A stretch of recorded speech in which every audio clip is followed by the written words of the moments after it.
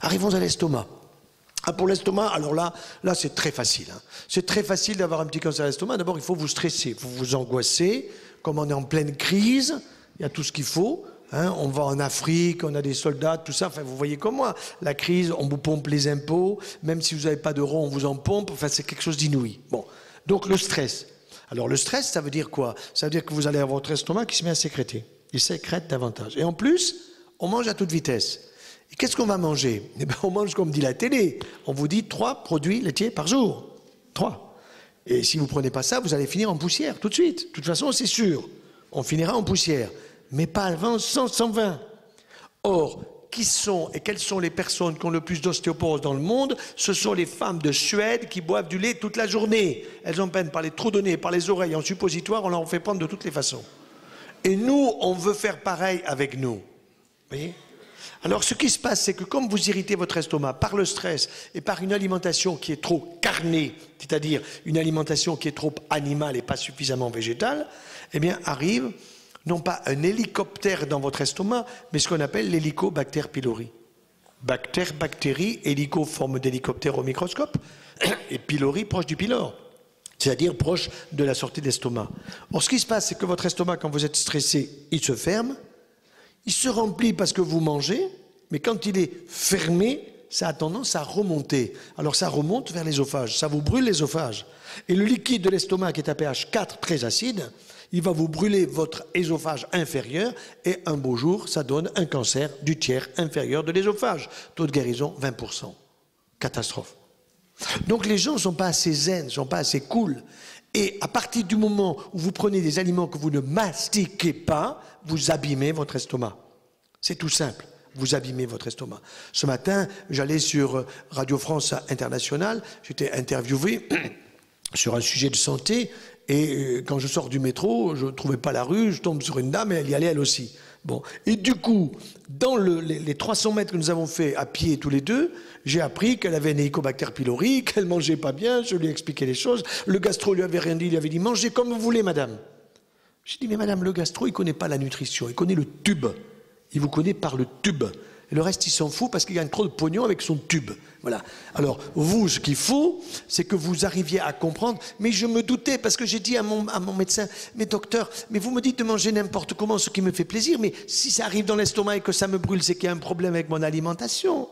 Et il lui avait sorti que le stress. Il avait raison sur le stress, mais pas totalement. Il faut qu'elle change ses habitudes alimentaires. Et du coup, j'avais de la propolis sur moi. Hein, j'ai ouvert ma petite boîte et j'ai offert de la propolis. Pourquoi j'ai de la propolis sur moi? Parce qu'après des grosses conférences comme ça, ben je vais l'avoir un petit peu, vous l'entendez, ma voix un petit peu irritée, mon larynx un petit peu irrité.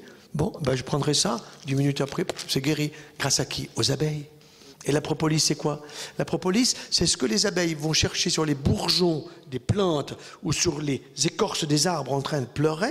Avec la petite résine, elles prennent ça avec les patounes, elles le mâchouillent et ensuite elles vont mastiquer, c'est le cas de le dire, après avoir mastiqué elles-mêmes, elles vont mettre du mastic dans l'intérieur de la ruche. Et si une abeille, fait une petite souris fait l'andouille en venant dans la ruche, elle se fait piquer par la reine n'en meurt pas. Mais alors comment on va faire? Qui c'est qui va la sortir? Ça va pourrir? Pas du tout. Les abeilles sont malines. Elles vont l'enrober de propolis comme on faisait avec les pharaons. C'est pour ça qu'on les retrouve intactes. Si vous voulez retrouver votre arrière-grand-mère dans X siècles, faites-vous enrober par la propolis. Vous comprenez? Voilà. Ça, c'est très intéressant. Et en même temps, cette propolis, elle a un effet anti-inflammatoire, anti-infection, antiviral, anesthésique. Vous allez chez le dentiste. Le dentiste, il vous enlève une dent. Il vous fait mal. Bien. Après, vous avez la gueule de bois, comme on dit. Bon, eh bien, à la place des antibiotiques et de la cortisone prescrits par le dentiste, moi, simplement, je dis propolis. Un peu de gomme de propolis, vous mastiquez ça, ça a un effet anesthésique, antibiotique, anti-infectif. Ça coûte que dalle. Et Madame Touraine, qui devrait comprendre ça, puisqu'elle cherche du pognon partout, elle ne comprend pas. Parce qu'il faut lui parler du chinois pour qu'elle comprenne. Alors, le cancer de l'estomac, vous savez, quand j'étais jeune chirurgien, on opérait au centre anticancéreux de Montpellier. Comme dans tous les centres anticancéreux français, il y en a un par région, 22 régions, 22 centres anticancéreux. On opérait un malade par jour atteint de cancer de l'estomac. Un par jour. Actuellement, un par mois. Ah, vous allez dire, docteur, vous avez fait de gros progrès. Vous en opérez 30 fois moins. Oui, mais le progrès, c'est pas nous qui l'avons fait, c'est l'industrie de l'électroménager. Pourquoi? Parce qu'on a arrêté de consommer des conserves et des conservateurs pour prendre des produits qui ont été conservés au froid. Et dans le froid, vous avez d'une part le réfrigérateur et d'autre part le congélateur. Réfrigérateur, ça ne doit pas rester plus d'une semaine, et congélateur, pas plus d'un mois. Et pourtant, parfois, on trouve dans les congélateurs des choses qui sont là depuis 6 mois.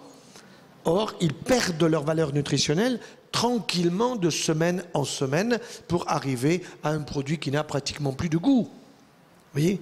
Si par exemple vous dites, tiens, au mois de mai, on va mettre les fraises au congélateur parce que les petits viennent à Noël de Nouvelle-Calédonie, on va manger les fraises du jardin, c'est absurde. Parce qu'à Noël, vos fraises du mois de mai, elles valent plus que dalle. C'est de la flotte, elles ressemblent à des fraises, mais il n'y a même plus de vitamines dedans. C'est absurde. C'est pas difficile à expliquer. Et la télé, après 20h30, à la place de Darty dont on n'a rien à foutre, eh bien, on aurait un petit message très simple de prévention santé. Ça serait tellement mieux.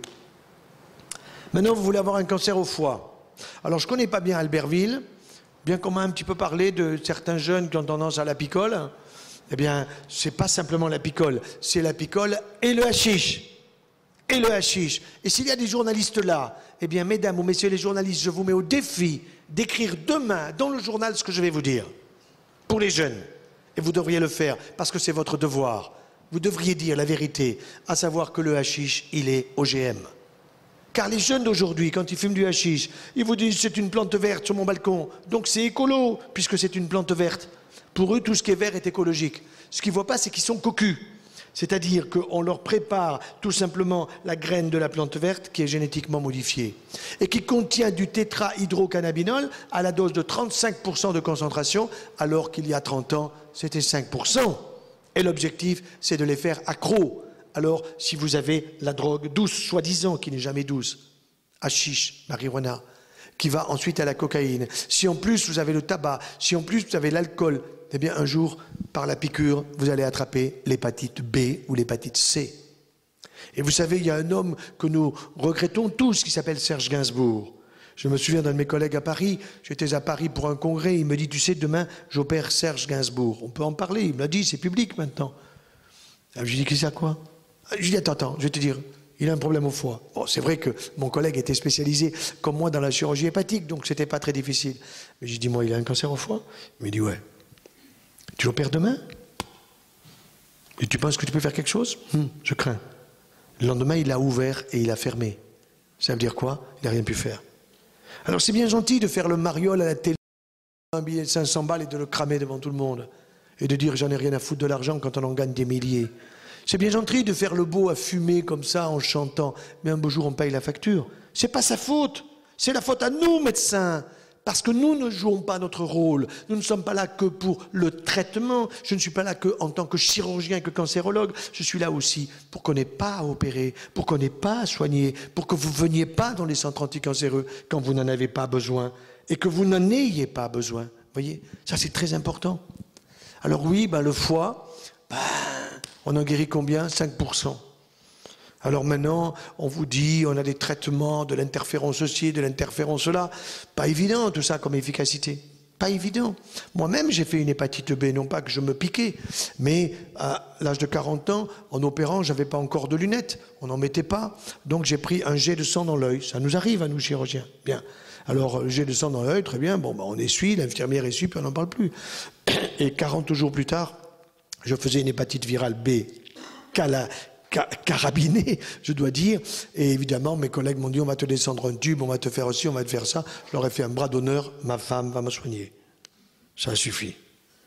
Repos, bonne nutrition, les collaborateurs, je les faisais venir pour les faire bosser, parce que c'est pas parce que moi je m'arrête qu'ils doivent s'arrêter. Bon, donc, vous voyez, et comme ça, je m'en suis sorti très bien, j'ai éliminé tous les anticorps qui étaient dangereux, mais c'est ma femme qui m'a guéri. Comment? Par l'alimentation.